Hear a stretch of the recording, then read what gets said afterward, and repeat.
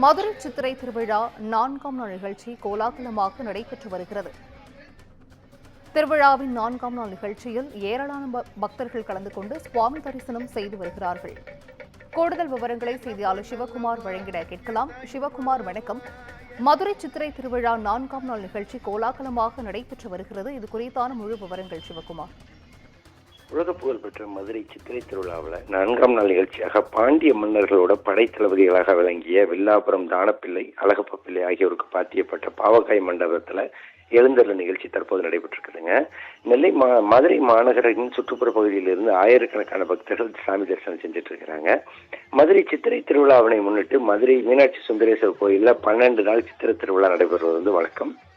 சித்திரை திருவிழாவின் மீனாட்சி சுந்தரேஸ்வரர் அதை காலை மாலை இருவேளைகளிலே அன்னம், கற்பக விருட்சம், காமதேனு, ரிஷப குதிரை வாகனங்கள், அதேமாதிரி மாசி வீதி மற்றும் வில்லாபுரம் பாவக்கிய மண்டபம், வடக்கு வாசி வீதி உள்ளிட்ட பல்வேறு பகுதிகளிலிருந்து எழுந்தருள்வார்.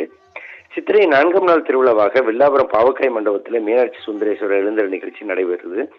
சித்திரை திருவிழா நிகழ்ச்சியோட பாண்டிய மன்னர் காலத்தில் படைத்தளபதிகளாக விளங்கிய தானப்பிள்ளை, அழகப்ப பிள்ளை வகைராக்களுக்கு பாத்தியப்பட்ட வில்லாபுரம் பாவக்கிய மண்டபத்தில் தற்போது அந்த எழுந்தருள் நிகழ்ச்சி நடைபெறும்.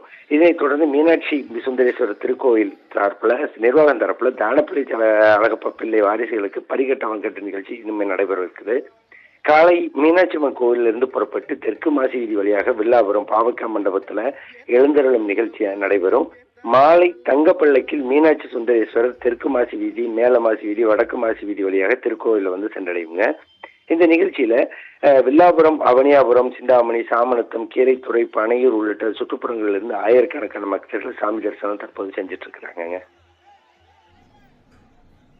விவரங்களை வழங்கியமைக்கு நன்றி சிவகுமார்.